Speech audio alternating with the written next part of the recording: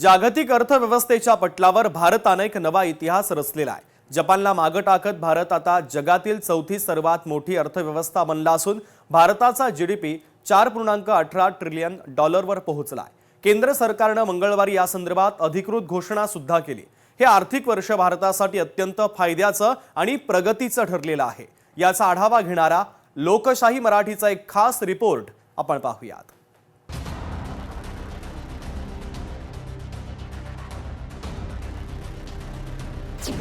भारत जगातील चौथी मोठी अर्थव्यवस्था। जपानला मागे टाकल्याची केंद्र सरकारची अधिकृत घोषणा। आगामी 2.5 ते 3 वर्षात जर्मनीलाही मागे टाकणार। टेलिकॉम युद्धात आता भारताची नवी स्पर्धा। भारतीय कृषी क्षेत्राची 2025 या वर्षात ऐतिहासिक कामगिरी। भारताची अमेरिका आणि चीन सोबत थेट स्पर्धा। भारतीय अर्थव्यवस्थेसाठी 2025 हे वर्ष ऐतिहासिक प्रगतीचं ठरलंय। शेअर बाजारात गुंतवणूकदारांच्या संपत्तीत 30.20 लाख कोटींची भर पडली असून सेन्सेक्सने 86,159 अंकांचा नवा उच्चांक गाठलाय। स्टार्टअप क्षेत्रासाठी हे सर्वात फायद्याचं आणि नव्या प्रयोगांचं वर्ष ठरलंय। भारत जगातील तिसरी मोठी स्टार्टअप परिसंस्था बनली आहे। दूरसंचार क्षेत्रात सेंटकॉम युगाची सुरुवात झाली असून स्टारलिंकच्या प्रवेशामुळे नवी स्पर्धा निर्माण झाली आहे। कृषी क्षेत्रातही भारतानं उत्तुंग कामगिरी केली आहे। या संपूर्ण वर्षात भारतीय अर्थव्यवस्थेनं सर्वच पातळीवर यशाचं शिखर गाठलंय। टॅरिफ आणि आउटेजमुळे काही नुकसान झालं असलं तरी आपण त्यावरही मात केली आहे।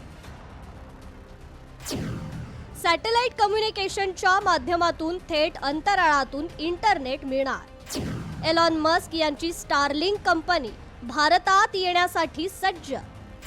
टेलिकॉम युद्धात आता भारताची नवी स्पर्धा। BSNLने 18 वर्षात नफा नोंदवला। गुंतवणूकदारांसाठी 2025 वर्ष फायदेशीर। सूचीबद्ध कंपन्यांच्या बाजार भांडवलात 30.20 लाख कोटी रुपयांची भर। BSE मधील कंपन्यांचं भांडवल 472 लाख कोटींच्या पुढे। भारतीय कृषी क्षेत्राची 2025 या वर्षात ऐतिहासिक कामगिरी। जागतिक आव्हानं आणि अमेरिकेनं लादलेल्या टेरिफचा अडथळा पार। देशातील अन्नधान्य उत्पादनात 35.70 कोटी टनाची विक्रमी नोंद। भारतीयांची निर्यातीतही आघाडी। खरीप आणि रब्बी दोन्ही हंगामात उत्पादनात मोठी वाढ। भारतीय स्टार्टअप्सनी उभारला 41,000 कोटींचा निधी। भारत आता जगातील तिसरी सर्वात मोठी स्टार्टअप इकोसिस्टीम। भारताची अमेरिका आणि चीन सोबत थेट स्पर्धा। 2025 हे वर्ष सर्वात मोठं आउटेज वर्ष ठरलं। क्लाउडफ्लेअरच्या 5 तासांच्या बिघाडामुळे लाखो वेबसाईट सेवा बंद।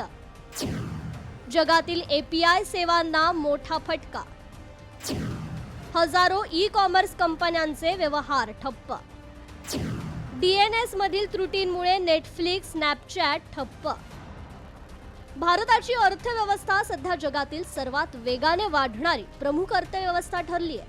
दैनंदिन गरजांवर सामान्यांचा खर्च आणि शहरी मागणीतील वाढ यामुळे देशाची अर्थव्यवस्था भक्कम राहिली आहे। देशातील महागाईचा दर मर्यादित असून बेरोजगारीचं प्रमाणही घटत असल्याचं सरकारच्या वतीनं सांगण्यात आलंय। ही आर्थिक भरारी आपल्या सर्व देशवासियांसाठी आश्वासक आहे। ब्युरो रिपोर्ट, लोकशाही मराठी, मुंबई।